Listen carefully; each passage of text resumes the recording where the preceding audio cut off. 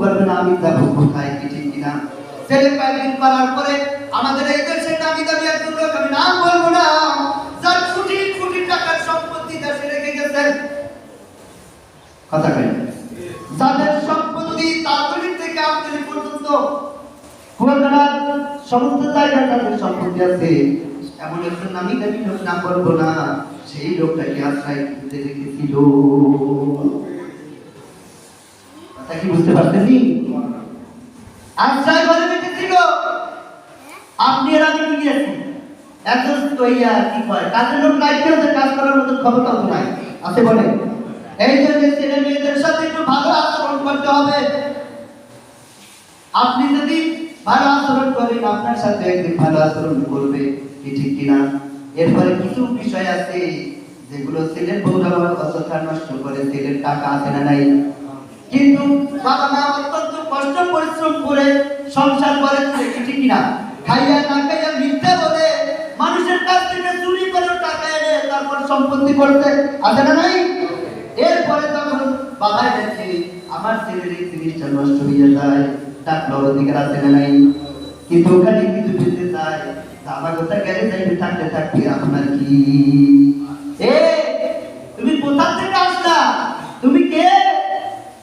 পিঠ ব্যাগ পিঠের সাথে বেঁধে এরপরে আজকের এই জমি তোমার করা, টাকা পয়সা করা, আজকে তুমি আমাকে বলো যে আমি কি?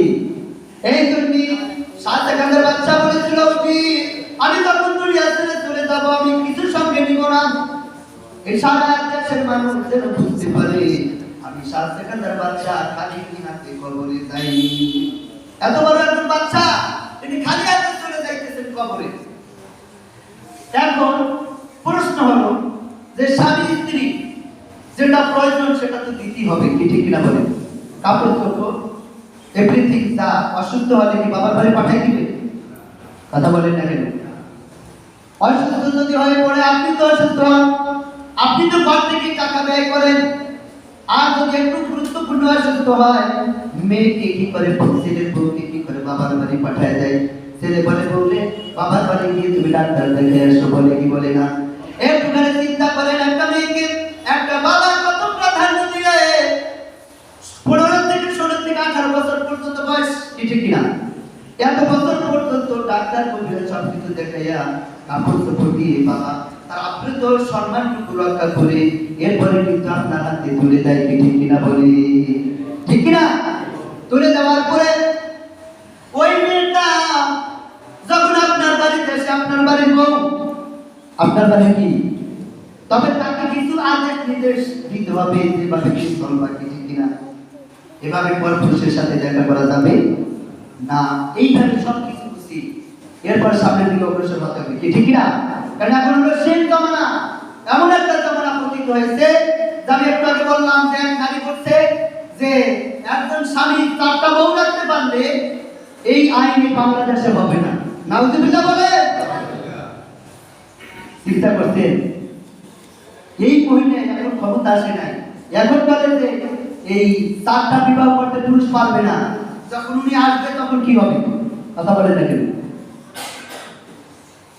এখন আমি বলতেছি আমাদের নবী তো এই যে মেয়েরা আসলে বাবার কাছ থেকে সবকিছু ভাগ পাই পাই পাই পাই, আবার স্বামীর ভাগ এক ভাগ, আবার যখন এই মেয়েটা পাইবার পাইল সব কিছু মিলিয়ে একটা বাবার কাছে একটা মেয়ে আসলে একটা কঠিন বিষয়।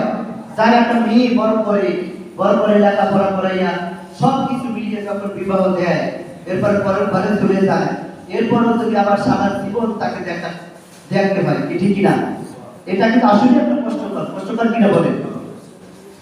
আর এখন সমাজ এমন একটা হয়েছে যে আস্তে আস্তে কিন্তু একদম মধ্যপথে যাইতেছে, এটা কি বিশ্বাস করেন আপনারা? যারা মুরব্বী আছেন আপনারা কি দেখেন, একটু চিন্তা করে দেখেন, আরো 20 বছর আগে কি ছিল, 50 বছর আগে কি ছিল, আর এখন কোন অবস্থায় চলে যাইতেছে। এখন তো টিকটক বের হয়ে তারপরে দেশ রইনি, ফোনটা বাইরে একবারে শেষ, জগৎটাই শেষ। মানুষের আচরণ, মানুষের ব্যবহার এখন